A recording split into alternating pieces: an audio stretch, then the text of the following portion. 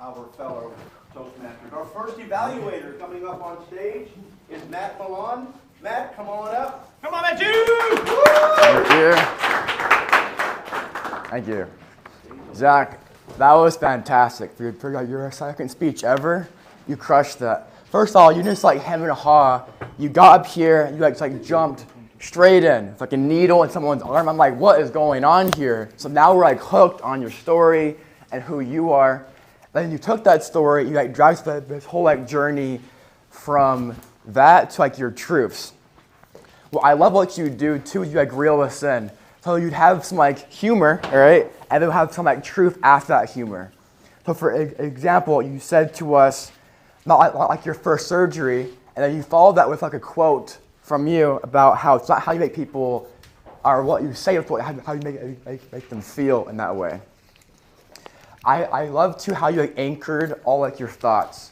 So you said to us it's about relating, aligning, and being like personalized. You have this like framework for us to be able to follow, for us to do. Because like most speeches, it's like very like random from like here to here to here. But you had like one clear path for us to be able to follow for this speech for us. Also, I think you're very great at your storytelling. You didn't just say these points, X, Y, and Z. You had things for us to be able to follow and do in that way.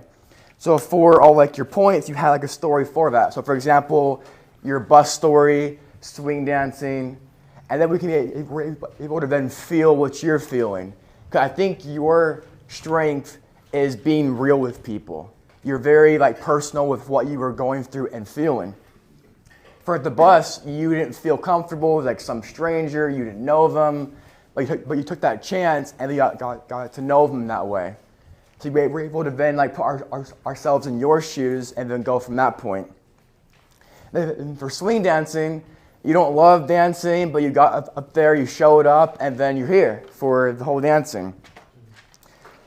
I think my one challenge to you is the power of the pause. So you would say some like amazing quote, I would then pause afterwards and then do that. So for example, you said that rapport isn't luck, it's showing up. I would pause for maybe like 3 seconds, stare at all of us, and then keep on talking. Because it's hard to keep on following what you're saying from that point.